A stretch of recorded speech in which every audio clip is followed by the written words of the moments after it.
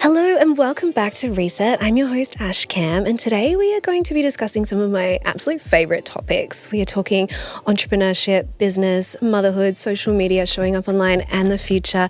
And to do this, I have a friend of mine, Fabienne, in the studio. She's the founder of YCL Jewellery and an entrepreneurial role model for so many women. Welcome to Reset. Thank you. Really just here for that beautiful intro. Thank you. I got you. Yeah. Tell me, you juggle so many different hats between business, motherhood, I know you're on a board, all these things, but if the current season of your life had a title, what would it be? Align. Ooh. Yeah, that's my word for the year, and I've spoken about it quite a bit on my Instagram. Every year I tend to have a word, but this year has never felt more aligned with my word, which is align. So that's how I would describe my current season. Beautiful. And I know a lot of people are probably familiar with your jewellery range. I know you're wearing it right now, looking stunning. But for anyone that hasn't heard of YCL before, can you just explain who it's for, the background? Tell us about it. YCL is a very feminine, very wearable jewelry label. We like to think that we're accessible luxury.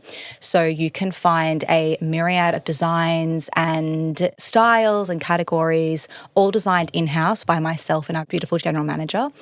And you will find a range of price points as well. So we really believe that jewelry should be accessible at a very high quality as well. That's something that we really pride ourselves on, even down to the colour of the gold. It's something that I've personally been honing in on for like the past 8 to 9 years, that I wanted the perfect blend between yellow and rose gold. Our gold colour is quite a unique colour of gold. I think sometimes people don't know that we design everything in-house, and it's something that is very intentional. It's such a considered process from start to finish, and it's something that we really, really enjoy. We're a very small, high-impact team, so... Yeah.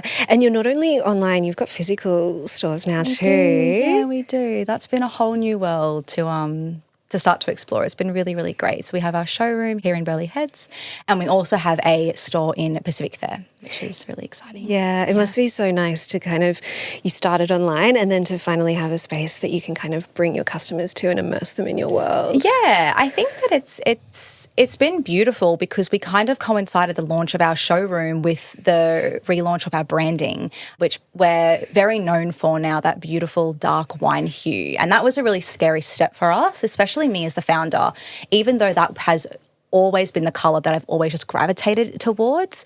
Going from a very safe, like colour palette of just like my whites and my beiges to a deep hue was really scary, but it's been incredibly impactful for the brand. And I think it's made the brand extremely memorable as well, which I just don't think that we had that space in the market prior to the rebrand. Yeah. And you're also co-founder of a new brand. We'll call it a baby brand. It's just started, SRLA, with a friend of yours, Georgia. Yeah. Tell me a little bit about the business, but then also everyone says don't mix friends and family and business. Like, how are you girls navigating that? Yeah, which I completely agree with. So Georgia not only is a friend, but she's also the general manager and the creative director of YCL. So we've been working on and off together for nearly 8 years now, and we are honestly the yin to each other's yang. We could not be more opposite, and I think that is what has made and blossomed such a beautiful friendship. And I think early on we really knew that we had this unique way of working, and when me and her worked side by side, we just became this force to be reckoned with. So I was thinking about ways that I could extend this and ways that I could tap into something else. And so I pitched the idea for her and I to start a business, and we didn't know what that looked like, but I just wanted to do it by her side, and I felt honoured that I could be by her side and doing it with her and working alongside of her. I learn from her every single day, and she makes me a better leader, designer, and it's incredible. So I feel very honoured. We have very open communication. That is how it works. Nothing is off the table. Me and her have the most difficult conversations, but we leave so much better for it. And even, if it's hard to hear in the moment, it's something that is just not a negotiable within our relationship. Obviously, we work side by side with YCL. She's very much pioneered so much of the growth that YCL has had. We already knew what it was like to work side by side. And as a founder who hires these people who are experts in their field, I need to let go of those reins to get the best out of my team. So I had to learn very early on to let G do what she does best. So that kind of is where it all started. And look, I'm not going to say it doesn't come, without its challenges, but I think the biggest issue sometimes is probably ego and lack of communication. And G and I don't have either of those when it comes to the way that we work together. So it works well, and I'm super grateful. Oh my goodness. It sounds like you both put in the effort to keep that relationship strong, but there's also an element of luck there that you found each other. I know, honestly, because I would not hire, I've hired family once, I would never hire family again. Yeah. And as much as I have friends that are like, I'd love to come work for YCL, I'm just like, no. Like, I just have that boundary because it's very hard. Early on, I became friends with all of my staff, and it made things extremely difficult. It made the growth of the business really, really, really, really challenging as well, because obviously going from a team of 2 to a team of 10, the structure of the day is very, very, very different. When I had only 1 staff or 2 staff members, we used to close the studio for lunch. There's no way we could do that now. We have hundreds of orders to ship, and we have shit that we got to do. So I really grappled with that in those early days. Whereas when I really aligned the purpose and the vision I have with the business as well in line with the culture that I want to cultivate, I was able to kind of stop seeing my team as my children. Yeah. So, but still, I have quite a few of my staff are extremely close friends as well, and we're lucky that it works. Yeah. But I have seen the other side of that as well, because it can get taken advantage of on both sides, not just from the employer's side, but also the employee's side. So, I think it's something that's challenging to navigate, especially with YCL being a 12-year-old brand. We've grown so much in that space, and it's been such a slow slog, So these changes they've been really eye-opening. You learn a lot. I say that owning a business is like holding a mirror up to yourself. I always say this to my team, because you have to be able to look at yourself and constantly be able to change, constantly able to take feedback on from your team, lead by example. And you have to be able to adapt and pivot, because things change, but you constantly feel like, you just grew a limb and then it gets cut off. Then you like regrow the limb again, then it gets cut off, and you just get used to it again. So it's like this constant evolution. But I always say, like, I wouldn't be who I am without this journey that I've had, because it's matured me so much faster probably than what I would have matured. It brings you right back down to earth. Yeah. Tell me, we've kind of covered a couple just then, but if you could go back and teach your younger self 2 lessons about business when she was starting out, what would you teach her? Definitely understand your numbers first. This is still not something that I'm great at, even though I'm in the P&L often, and I understand my daily e-com data. I know that, just like back to front. I look at a P&L and I'm like, what the fuck is going on? Numbers don't really, I'm not highly analytical. I'm extremely practical. Yeah. Early on with our cash flow, obviously I started making insane amounts of money when I was 24. So that's a big, really, really, really, really, really big adjustment. Yep. And that was before I was still a sole trader. So the profit of the business one year was $180,000 when I was 24. So that was 9 years ago now. So I made $180,000 as a 24-year-old, which is that is extreme pressure, and you have to be highly mature about how you manage your money when you're that young. I also then had to have I had a $60,000 tax bill and $20,000 of HEX that I had to pay off like that. So that quickly brought me back down to earth on understanding my figures, saving for tax. So now I have multiple tax savings accounts. I have tax for BAS, I have my BAS, I have my tax, I have my PAYG, I have my super, I have so many accounts. It's absolutely ridiculous. But this helps keep me accountable, because you have wages to pay, and that's a huge responsibility that I don't take lightly. Yeah. So that would be number one, learning my figures earlier on, because I probably overspent in areas like photo shoots and collections that didn't sell. I didn't understand my data. That would be my second. Understand your data. I never knew to look at, okay, I need to release a new collection. What is selling? Yeah. Let me look at what's selling. It seems so simple, but I never knew that. So now every design decision we make in the business is so data driven. It is insane. We have 12 years of historical data. So we're really lucky there. We have this incredible pool of data we can pull from that is completely invaluable to us. And as a designer, I'm not designing what I want. I'm so blessed that Sim is just a dream. I love her. she's my little creative outlet, Sim. But otherwise, I'm designing for mass market, for a commercial space, which is sometimes hard for an artistic person to step into. So I had to learn. I had to learn how to actually design things. What's the point of being a designer if no one is actually going to buy your shit, right? So that would be number two. Understand your data. Yeah. Which are both like, on the outside, it's like, oh, she runs a fashion brand, it's jewelry, it's fun, it's glamorous. But yeah, I feel like behind every business, it's the numbers and the data that really will make or break you. It's what, is able to push the needle forward. Yeah. And then also afford you more opportunities to do more of the creative and the design and keep growing. So, definitely, yeah. Was there a moment when you sort of, like those pinch yourself kind of moments and like, whoa, I've made it? So many. Makes me cry. I always cry in podcast interviews, just so you know. Highly emotional. I'm completely fine with it. Not the first person to cry on these couches. It's okay. So many. I don't know why. I am due for my period. It's like coming any day. It's probably starting actually on this white couch, which is great. The day that we first got our 12 orders, we got 12 orders in one day. That was fucking huge. That was insane. I bought myself a really nice Land Rover when I was 24. That felt really, really good. Yeah. My dream car. And I felt like such a boss in that car. And it's funny now, I don't even care. It's so funny how you change as you get older. Yeah. But I was 24, bought myself this beautiful car. That was incredible. My mum probably first seeing like the success because she supported me so much. I was just about to graduate a Bachelor of Nursing and I had 2 subjects left and I told her, Mum, I'm quitting my degree to start a jewellery brand. And she's like, what the fuck, Fab?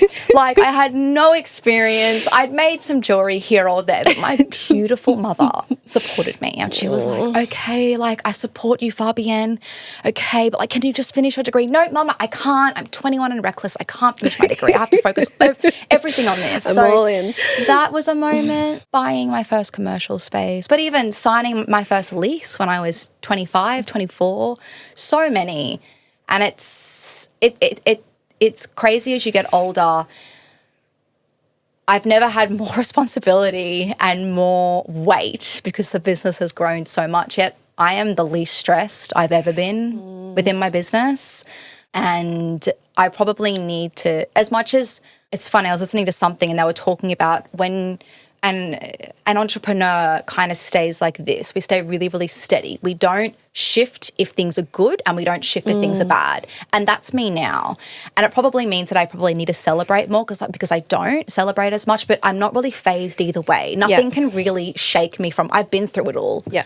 I've been through nearly losing the business. I've been through making so much money. I've been through making no money. I've been through so many things that shape you as a person and as a business owner that now, honestly, I stay like this. Like, I'm excited and I'm happy. Yeah. But I used to become elated or completely like bedridden. Yeah. Like, it would be either one or, right? Yeah.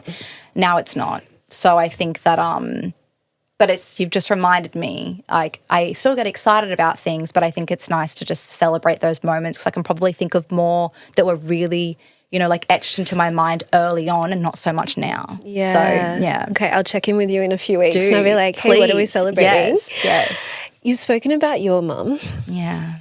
You're also a mother now. Yeah. How has becoming a mum changed the way you approach business and leadership in life? My team would say that I am way less controlling and way less heightened. So I am one of those women that became more relaxed when I had a kid, which was good for me because I'm very, very type A. I love to be able to control my environment and what that looks like. So that's great because I think that shifts into motherhood. I'm a very relaxed mother, probably too much so, whereas my partner's the kind of hypervigilant. Yep. You need a bit of both. Yeah, we have a bit of both. So he would probably say I'm too relaxed with her sometimes, but it works and it keeps me really grounded and it makes sure that I'm showing up in the best way for her. I'm definitely a lot more nurturing now as well. I thought I was patient. Becoming a mother showed me that I'm not, especially with a 3-year-old toddler that tests you in every single way. But I think work as well, probably prior to giving birth to Season, I very much identified with that. But there's nothing wrong with that. That consumed me for, over the last decade of my life. And it's given me so many opportunities that now I can be the present mother that I am, that my mother could never because she was a single mum working a full-time job and there was no one else to look after us. So yeah, I would say now I approach everything through a different lens. I approach it through a slower lens. And that's definitely something that I'm focusing more on this year. I went back to work with Season after 3 weeks, which was just traumatizing in so many ways. And it was just my ego and my FOMO that made me go back to work. Even though I'm extremely strategic, I put everyone in place that needed to be there for the business to thrive and for me to not be there. And I didn't afford myself that time and space. I'm blessed that my partner was able to take 8 months off. So he was there. So I was still able to breastfeed. I was still able to do all the things that I wanted to do, but I was putting this extra pressure on myself. And I don't necessarily feel that anymore. I don't feel that pressure that I think potentially some women that have a career prior and then have a baby, and also especially if they own their own business, I don't feel that. I love what I do more than ever and I feel more aligned with my purpose. But right now, my season is Season. I just want to focus on her and I want to spend time with her. And I'm blessed that I can still pay myself a full-time wage because I've created this incredible business and I can work the hours that work for me. So I was actually talking to a friend, a beautiful friend, Lauren, the other day. She owns a recruitment agency. I think that you know her. And I was really inspired by how she has been able to carve out time for her child and for her work.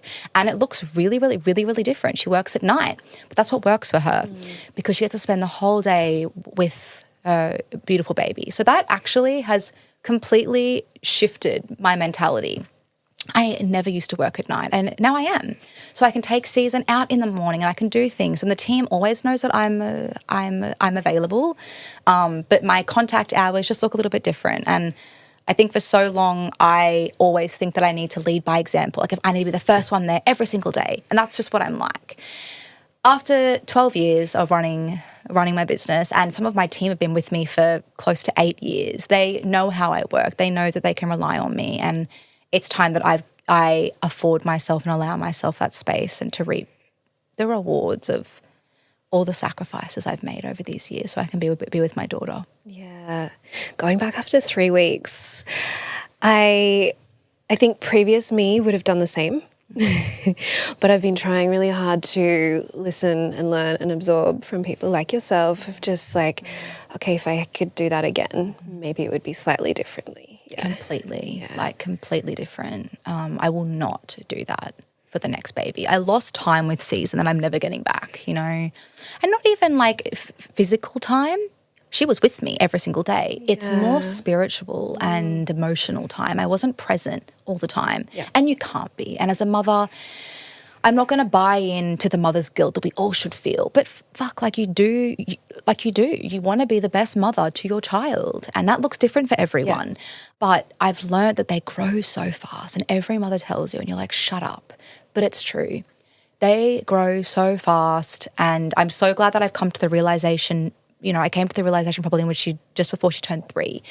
So I feel like I can make it up, right? And I know I'm there for her in so many ways. So many ways. And it looks different. Every single day is different. but I will take a good chunk of time off next time. Yeah, sure, I'll still probably, pop into the photo shoots and I'll still be designing away because we are only a two-person design team. But I'm not going to place the expectation that I need to be there for all the meetings or I need to understand everything that's going on in the business. I need to place trust in the people that I've hired because they're so incredible at their role. And by me giving them reins, it actually shows them I can see the potential, but sometimes they can't even see it. Giving them the reins and allowing them to fail and allowing them to thrive, giving them space to do both, because both are going to happen and they need to know that you're there for either or. They find this new capacity within themselves and this new sense of empowerment that only makes them want to do better. It only makes them upskill, thrive in their role and be happy. And that's what you want in your team. You want them to find a role in a company that they feel like they can really add value and they can thrive and they can grow with, with the brand. Yeah. And that is our team. They're just incredible. And I'm good at finding people, so I need to let them do what they're good at so I can step back and have that time with my daughter. Yeah, which is such a gift as a leader, and it's uncomfortable for so many of us, right? But like as you said, that is the best way to let them grow and thrive and just really take the business to a level that maybe will surprise you as well. You'll just sit back and be like, work your magic, guys. I trust you. Yeah. And I've got you. And I think it's, we have our very niched skill sets as business owners. We can't do it all and we're not good at everything. My skill set is extremely niched and I have hired in areas where people have skills that I do not have and have experience that I don't have to enable us to get to the place I want to with the business. And I don't even know what that is, but just the way that YCL has grown over the past 3 years has been so incredible to watch. And I couldn't even have imagined what she is now as a business and a brand. Exciting. It is. Exciting. Yes, it is. Exciting. Social media. It's one of those kind of love, hate, messy conversations.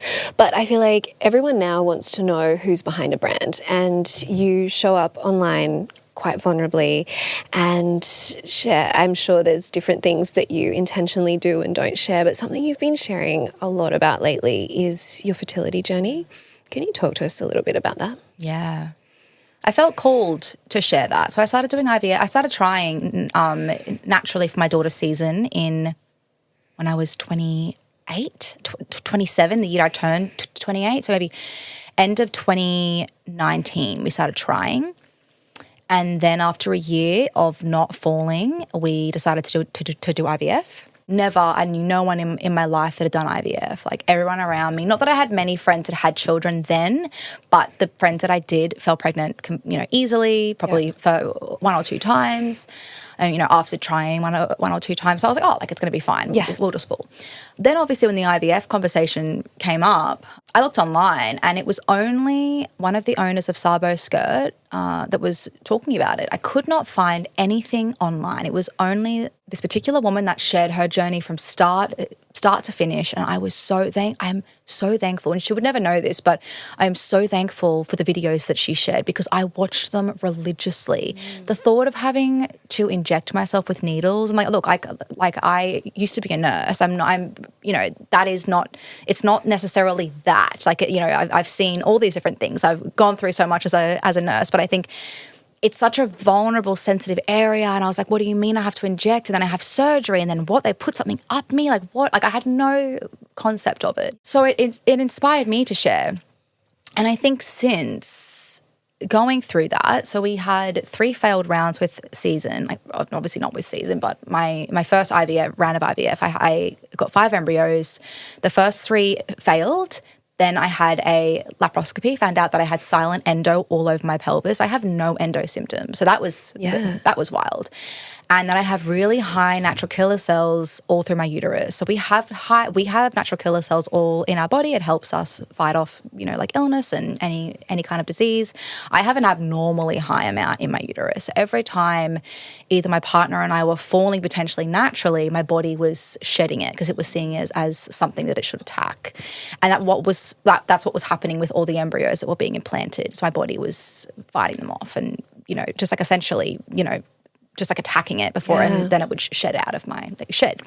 Then my fourth embryo failed thawing, and they pull it out of the freezer. So Season was my lucky last, and I did a whole new protocol to fight off the natural killer cells, like pretty much just to like neutralize them.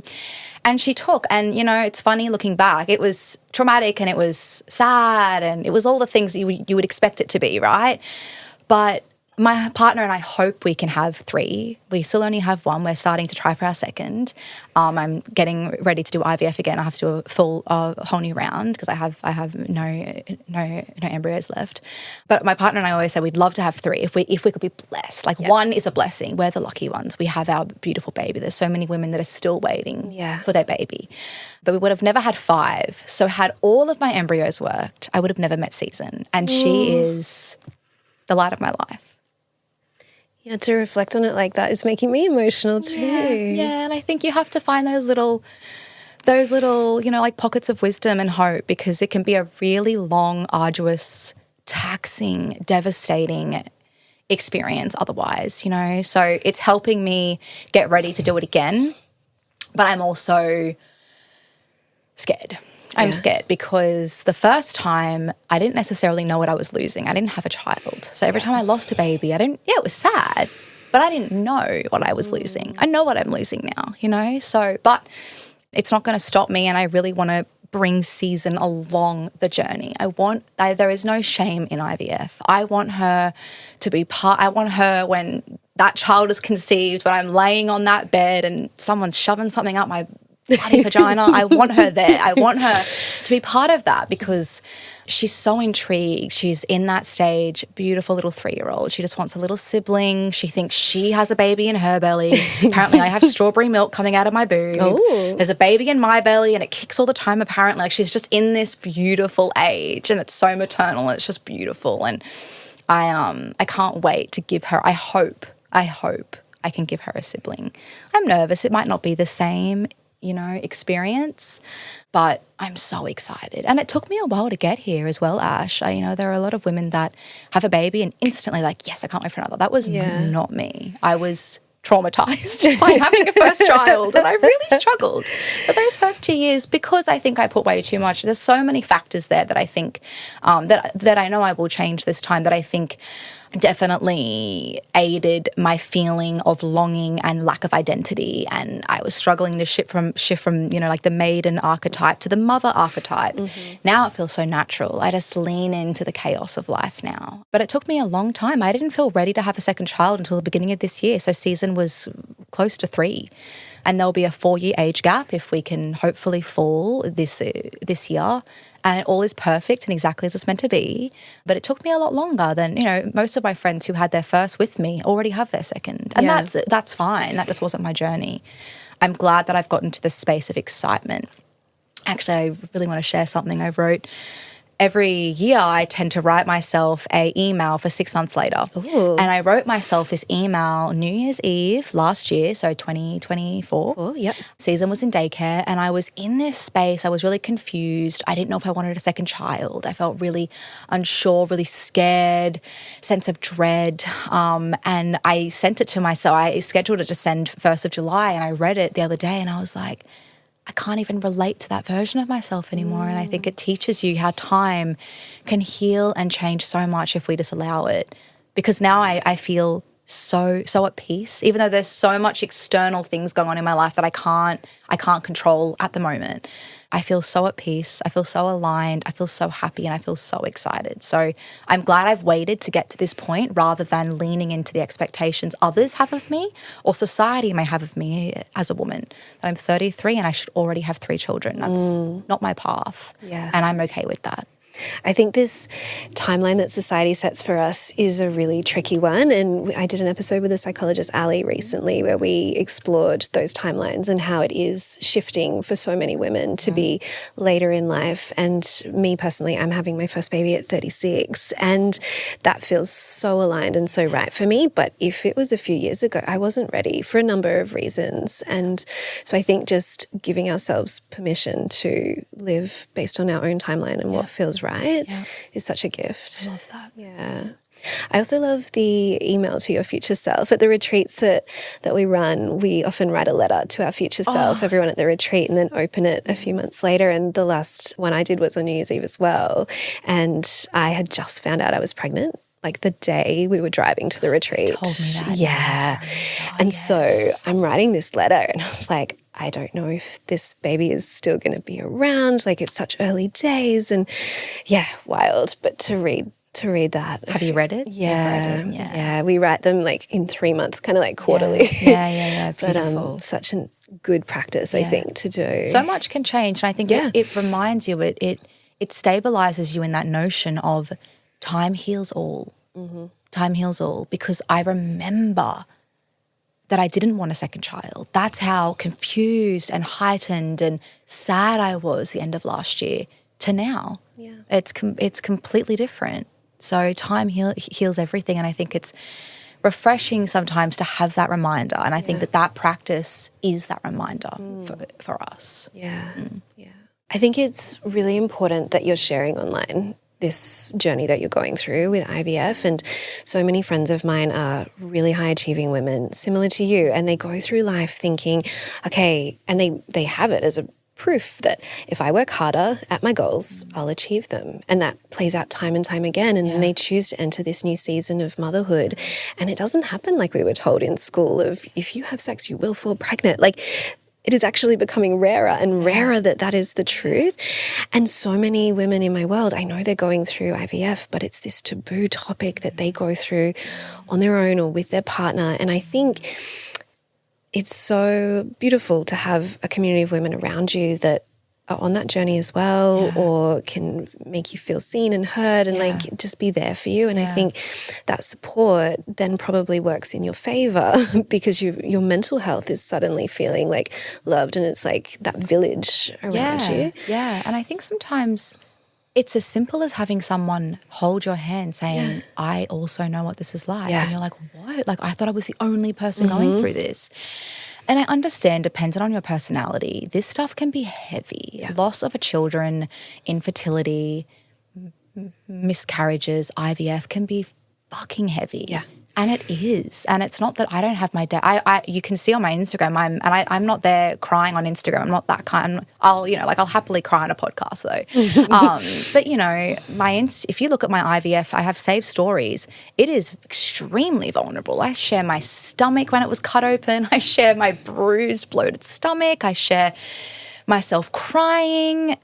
The most ugly, the most ugly version of myself. And I don't care because it's real. It's real. And I always say to my community on Instagram, I probably share a little bit uniquely there, but it needs to be real. I probably share more when I look hideous and when I'm going through hard stuff than probably when I do when I speak to camera, and that's like a positive thing because I don't want my life to look aspirational. Yeah, I love my life. I am so blessed. I've created everything I have, my beautiful relationship of 15 years, my healthy, beautiful relationship with my family, my business, my very, very close circle of friends.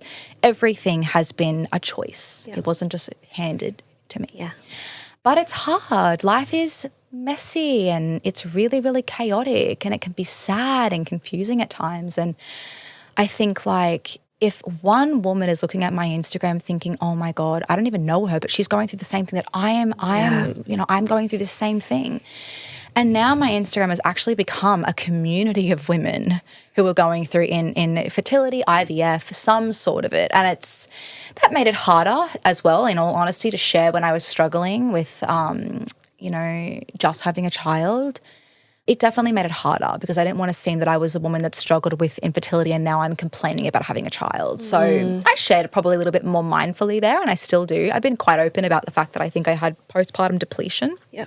But then once again, I'm in a completely new season of my life now, and it feels beautiful. And so I want the people of my social media to see me move through that. There's things that I choose not to share, like my partner. I've chosen now not to share Season's face anymore now that she's older, which feels really good for me. Like, there are sacred parts of my life that I'm not willing to exploit for social media in whatever way. So But I have found a really nice balance and medium where I share very honestly, but it's all of my stuff, right? Yeah. It's all of my stuff because that feels good and that feels really aligned. For the woman that's listening that is going through fertility challenges right now, what do you want to say to her? I'm mindful that every woman is going to be at a different stage, and I'm also mindful that every experience is relative. But the one thing for me, the way that I operate is having that sense of hope, never losing that sense of hope. And that might seem completely redundant to say to a woman who's had 20 rounds of IVF, all that have failed, and she's been struggling for 5 years. That's a very, very different journey to my 2-year journey. But it's that hope that got me my child, and so much medication, so many hormones. And it was that hope that allowed me to still smile throughout the day, because this can consume you if you let it consume you. And sure, when you're doing a round, or when you're doing a cycle, yeah, it is all consuming. You can't help but think, I shouldn't eat that, I shouldn't go there, I shouldn't be out late, I shouldn't do this. I was the most stressed with my cycle, with my cycle of seasons. I was so stressed. I didn't feel that I was pregnant, and I was. I was stressed. I was highly hormonal. I wasn't sitting, meditating in a fucking, garden. I was stressed. I was sad and I was stressed. And I fell pregnant, and I had the most beautiful pregnancy and the most beautiful birth. So it's that hope. It's that hope that I'm leaning into the second time around. And it is that hope. And Season is just the epitome of that. She is the epitome. Even though I could never have imagined her perfect little face, I knew it was her all along. I knew what star sign I was having. I was saying for years, I'm having a Gemini girl. I just knew. And she is my little Gemini girl. So that is what's going to get us through the harder days. But like I said, saying that to a woman that's gone through a different journey to me might seem so annoying. But for me, that is what got me through, and it's what is carrying me through to do it again, with the fear that I don't know what the journey is going to look like. And I can't, even though I fell with Season and my protocol worked, I hope it only will again. And I'd rather lean in with that energy, because that is the energy that I am then conceiving my child with. And all of her DNA and cells are being formed and created with that energy. So I think not so much about me as well. I think about the child that I'm trying to create an internal world for. Beautiful. And for anyone who has a friend that is going through that difficult journey, it can be tricky. And I know personally, when I fell pregnant, I actually found it really hard to tell some friends that I knew were struggling. What advice would you have for us of how to just show up in a way that is not toxically positive, but just how do we be there? Yeah, that's such a beautiful question. Makes me want to cry. I have a friend who is so beautiful, and she was never afraid to sit in the sadness with me. She didn't ask me too many questions. I'm naturally a sharer, but if you have friends that aren't, it's okay to check in, because once again, we have to own our own shit, right? It's okay to check in. There are so many things that may trigger someone. It's not up to us to try to navigate their shit. The way that we can show up as a friend is you obviously know what that friend's like, and it's okay to say, how are you going? They might want to talk, but they might not. Or maybe they don't want to talk, but no one's asked them because everyone's scared to. I think sometimes we feel like we're walking on eggshells. Ask them, how are you really going? If they've just had a round and they've just done a cycle and they haven't told you that they're pregnant, just don't ask. Yeah. Just let her come to you and tell her. I think that was the hardest thing, and my friends were so good. And neither of them had children. They didn't ask me. I told them that I was doing a cycle, and neither of them asked me. They let me tell them, which was a beautiful thing. Don't ask too many questions if that's the way that your friend is inclined, but also don't be afraid to say, how are you going? How are you going? Because I think we're too scared to ask that question. And I think in terms of sharing a pregnancy, that's hard on so many levels for you, because you want to be mindful of others. And, in all honesty, there were so many times at the end of that second year when I hadn't fallen yet, and I see so many, every second chick on the Gold Coast has a baby or is pregnant, right? But once again, I like to take accountability for how I show up. It's no one else's problem that I'm struggling with infertility. So yeah, sometimes it hurts. But I have so many friends around me that have just had babies. 5 have been born in the past 5 months. And I think it's actually made me fertile. It's, even though it's hard to hear, all of them fell completely naturally, probably all within the space of 1 to 6 months. And I couldn't be more happy for them. Yeah. And having their babies in my arms is so healing and makes me so excited as well. So I think it's important for us as women to take accountability for how we show up and that we're not dumping our shit on someone else as well, because our friends only want to be there for us. Yeah. And it's important that we're happy for them as well. And it's okay to say, I'm happy, but I'm sad too. That's okay. Yeah, I think the older I get, the more comfortable I get holding to conflicting emotions simultaneously about certain situations. That's actually really, really beautiful. Yeah, yeah. Shifting gears a little bit. Yeah. The future. Yeah. How do you see AI impacting your business? What's exciting about it? So many things are exciting.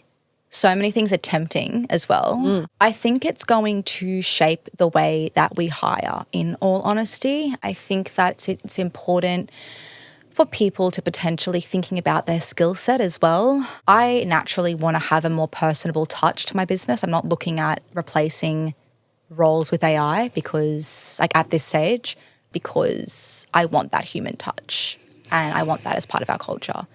But I think it's an exciting opportunity for people to think, how can I get involved? How can I get on board? It's definitely streamlined a lot of processes, one of them being our recruitment process. It used to take us 4 hours to craft a role, post a role, find exactly what we need. AI is now spitting that out within 30 minutes, something that is so unique and tailored to us. It's really optimizing systems, and I'm just excited to get on board. I'm excited to kind of see the ride. I think it's going to make certain skill sets redundant, which I think is important for people to be thinking about. And it's not in the space of scarcity, but how can I grow here? Yeah. I think it's going to push a lot of people out of their comfort zone. And I think that I was listening to something the other day and they were saying it's the fastest moving technology that we've ever experienced in the history of technology or something like that. And so it's exciting. It's exciting to think about it. To be honest, it's still so over my head. I have no idea. There's so many things I could apply to jewellery, Virtual reality is another one, being able to try on jewellery virtually. Yeah. We've worked with a little bit of that, but it's not to the standard that we need it to be. So I think it's an exciting space, and I feel excited because I'm so ingrained in the world of e-com, and that is my bread and butter. E-com is my bread and butter. It's been really fun to see it slowly drip feed its way through Shopify.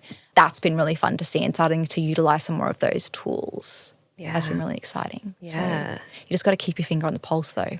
Absolutely. It's really important. Absolutely. Yeah. And then what are some things on your YCL bucket list for the future? I would like to open up another store. There's a really exciting precinct. I'm not going to say where, but I've got my eyes on. Retail is hard though, and it's scary, and it's so different to online, and it requires way more resources, which is scary. There's that space. We're also branching into some new product categories and some new services, which is also really exciting. And just seeing the brand evolve. We operate like a machine for a small brand. We've just had our beautiful marketing manager go on mat leave, and we've had a very highly experienced temporary mat leave cover step in, and she is so incredible at her job. And she's worked at some really big companies, some also being jewelry brands, and she gave us the feedback that we're a small business, but we operate like a large business. And that was the best feedback. Yeah, high five. For our GM and myself and our whole senior leadership team. Yeah. Because we work really hard on that and systemizing everything. So that was really good feedback. Yeah, just keep evolving and growing as a brand and designing beautiful jewelry that people want to wear. Keep trying to get our price points lower, which is hard with USD, and the price of gold's gone up like 50%. And then SRLA, we're launching some new incredible lifestyle objects, potentially going to try to do a split interstate residency with both brands in the end of the year. So, but I like to grow slowly as well. I'm not always looking for the next big thing. I'm just really happy with where I am, constantly want to grow, but in a very sustainable way, in a very slow scale way, because that feels right for me. Yeah. Yeah. And then just considering that the future is so unpredictable right now, what are you doing as a mother to set Season up for success, for a future that none of us can predict what jobs or industries will really exist when she's an adult? I'm just leading by example. I'm talking to myself in such a loving way. I'm talking about my body in such a loving way, because in an unpredictable world, we need to raise resilient and strong humans. And we're not going to do that if especially our daughters are seeing mummy speak badly about her body or speak badly about the fact that she's getting older and she makes it something to fear. So I'm leading by example, because if I'm raising a resilient woman like my mom raised me, we can do anything. We can tackle anything. But I need her to be confident in who she is. And that starts with me and how I talk to myself and how I show up for her. And also, when she sees me going to work, I don't say things like, I go to work to make money. I tell her first and foremost, Mummy goes to work because she loves it. She loves it, babe, and you're going to do something that you love. So I don't want her to fear the notion of work either, because work will look different. I don't always get it right, but that's what I try to focus on, because they are just little versions of you when you have a daughter. They are little and they look up to you with these big, beautiful eyes, and you see them take it all in. You see it, and you're just like, fuck, you don't want to do anything wrong. But I try not to overanalyze myself. I try not to if I know I'm leading with love and building a loving relationship with myself first and foremost, and she sees me take time for myself, I'm not just available to her 24/7. I go and exercise twice a week. That feels good for me. I go and see movies by myself. I have a work from home day by myself when she's in daycare. There's little things that I've done to make sure that I can show up in the best way for her. And that's time to myself, whilst also being a very available mother and being there to tuck her in every night and to wake her up every morning and to make her dinner every night. So I think it can be a scary place if we try to think about what's coming, but it excites me. And I want her to have enough self-empowerment and, curiosity to be able to explore that and to show up in the mood of wonder instead of the mood of fear. Yeah. Final question for you. Yes. I've had so much fun. Yeah. We'll do a part 2. But final question for today. If 90-year-old Fabienne could give you a piece of advice right now, what do you think she'd say? Oh, I love that. I think about this all the time, Ash. She would say, and I think I'm speaking to all women here who are listening, that you are the most beautiful, youthful version of yourself that you will ever be. So stop being hard on yourself. Stop wanting to change the way you look. Stop analysing every beautiful line on your face because you've smiled at your child or your partner or your mum or your friend. Because she's looking back, the 90-year-old version of yourself, amid all the chaos and all the tiredness and fatigue and stress, she's looking back and wishing she could get that exact same day that you're living right now. She's hoping she could go back there. So stop being so hard on yourself, because we're never going to be this youthful and young. We're just going to get hotter though, it's just going to happen, right? Of course. But, we're never going to be this able in our body. So don't spend the time wishing how you look now away. I see it. It's everywhere. It's exhausting. It's sad, because there will be a time when they are the 90-year-old versions of themselves thinking, I wasted so much time thinking about the shit that wasn't even important. Yeah. Thank you. Thanks for having me. Oh, it's been so fun to have you here. Nice. This has been a very long time coming. Yeah, and I'm going to link in the show notes to all your brands, your personal social media, all the good stuff. But Fabienne, thank you. Thank you, Ash.